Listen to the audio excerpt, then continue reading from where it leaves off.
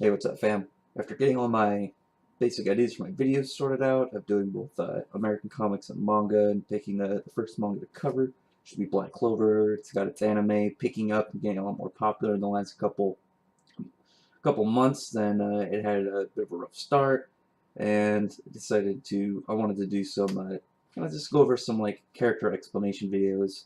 And obviously, with starting Black Clover, I was going to start with this first.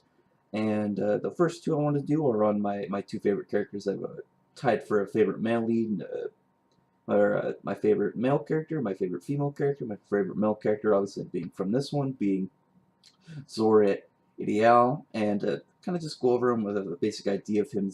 He's a member of the Magic Knights. He's a member of the Black Bull Magic Knight Order that the main character Asta is in. That the fitting into the whole theme of it being all like scoundrels and not really fitting in compared to the other Magic Knight orders that seem to be more refined as the Black Bull's leader, always letting in people who he finds interesting, and his brand of interesting seems to be mostly dysfunctional, kind of crazy people. Now Zora is the son of Zora Ideale, who was the first commoner to ever become a Magic Knight, which within the series is very big and important on its own, as commoners are usually looked down upon and seen as pretty much trash people by the nobles. And after countless attempts, he was able to finally get in, but on a battlefield one day, he was attacked and betrayed by his teammates, as other members of the Purple Orca Magic Knights.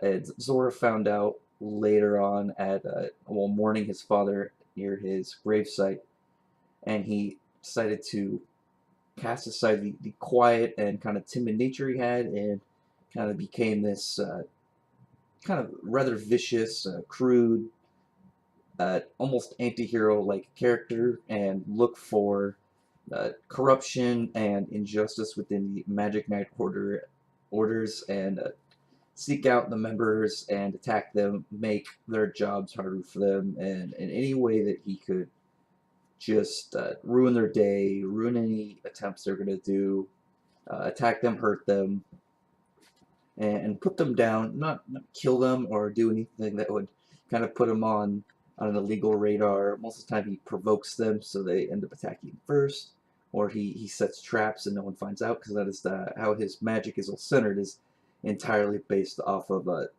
strategy, laying around traps of different kinds. You have like blast attacks, binding attacks, reflection-based attacks, as well as he's able to place them upon himself, so he actually has reflection magic on his body at all times. So anytime an attack that would hit him, including something like Langris's spatial magic, a magic that will completely erase anything within a certain area due to destroying the space itself, not the objects. But with Zora's reflection magic, he's able to completely bounce any of that back. He seems to be much more of a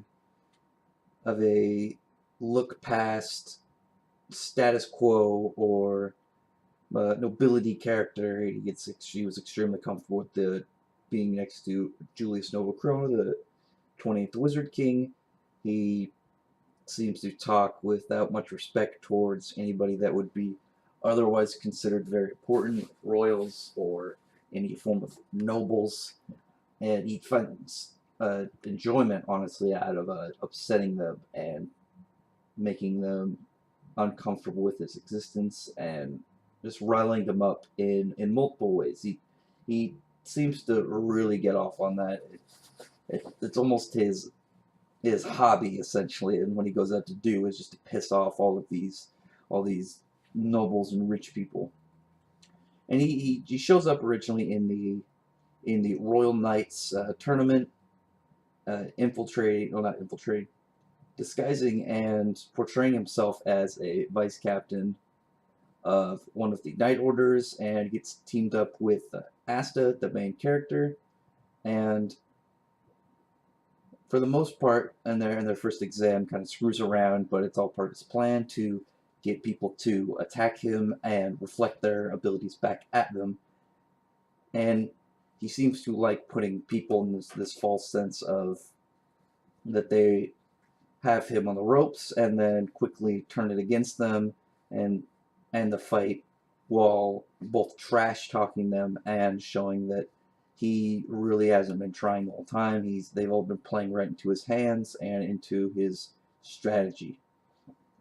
And it worked for the most part. Doesn't get along 100% with Asta, the main character. Asta seems to get extremely friendly with people very fast, which obviously is completely different to Zora's personality, where he doesn't seem to get along with people in general, and it leads to Asta dispelling all of Zora's like later on traps, which made their fight much more difficult and really started to push the dynamic between the two of them. It's a really good kind of grouping between them, because where other members of their team seem to really got used to Asta's, with Zora, it's though he doesn't hate him, they have completely clashing personalities and outlooks on things, fighting styles, and I think he's a really good complementary character to the main character while being his own guy and standing out.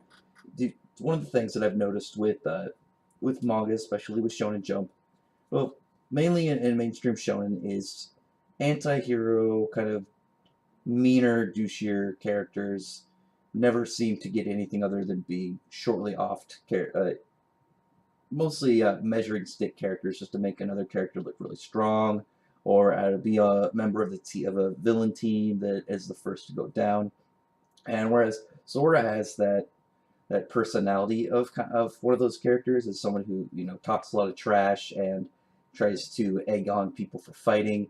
It shows that his character, even from that standpoint, still can be that almost throwaway archetype that a lot of big mainstream manga like to use, and still be progressible and a character to identify, and a character that can relate into both the story and make the crew of the main characters more unique, more dynamic, and a much larger spreading of the cast, instead of where Asta, who people don't seem to get along with him at first, he's able to later earn a lot of characters' respect and get used to them, and then be nice to them. And Zora doesn't seem to have a personality close to what would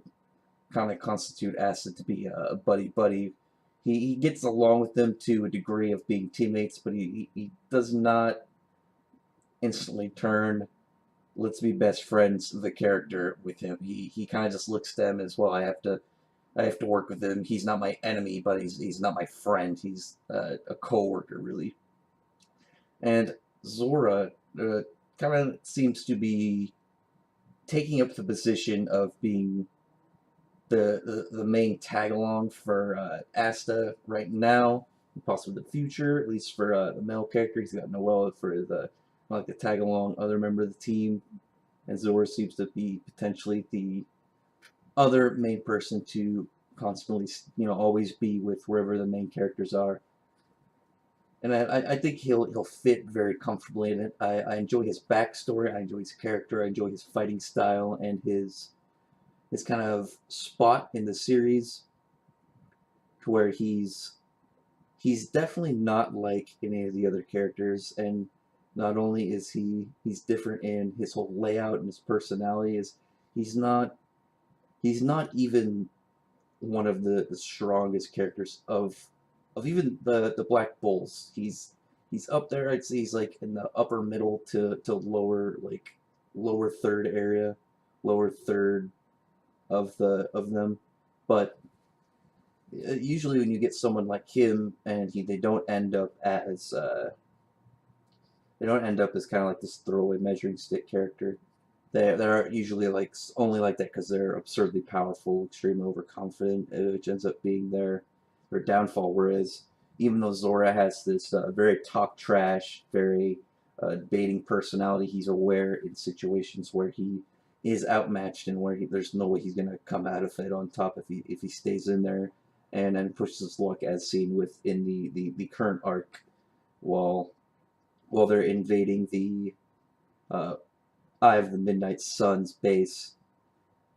And I think he's so far a pretty well built character. I'm looking forward to what he does in the future and how he's able to be played out. You don't get a lot of main characters within the main cast of a Shonen Jump style like big battle action series being a very self-aware yet trash talking like strategic character. It's mostly flashier powers and more direct in for a lot of what's going on right now. It's not unheard of. It's just definitely not as common in comparison.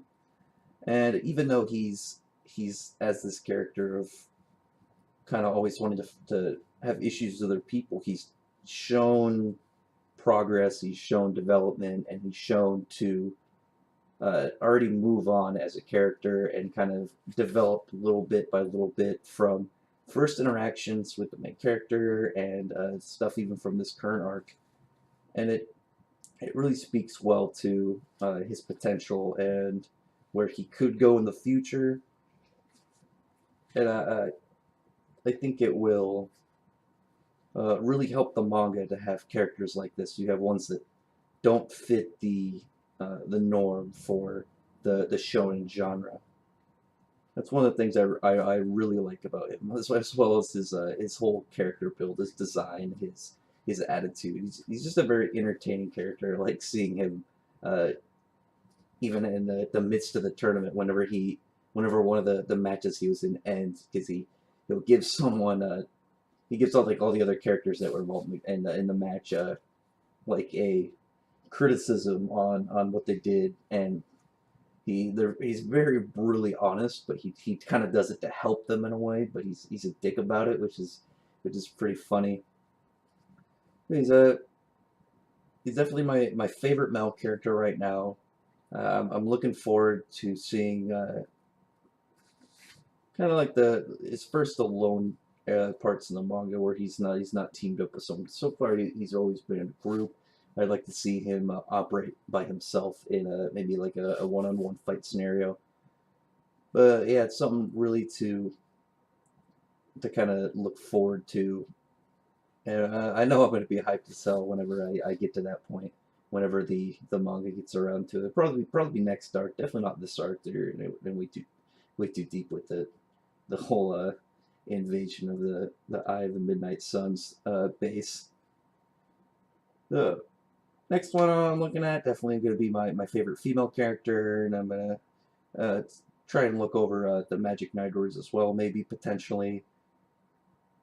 There's not a whole lot on some of them, so I might just stick with a couple of them, maybe do some villains, and then I'll branch out into doing other series, doing some stuff for comics, for American comics, and not just manga. But yeah, definitely a good spot to start is with Zora, and definitely so far. I keep saying definitely, so far for sure. I haven't heard any complaints about his character, at least not from the normal people that I've talked to about it, or normal areas that I go to read people's reactions. He seems very well received right now. But that could change. It could decrease. He could become a much higher favorite. No idea.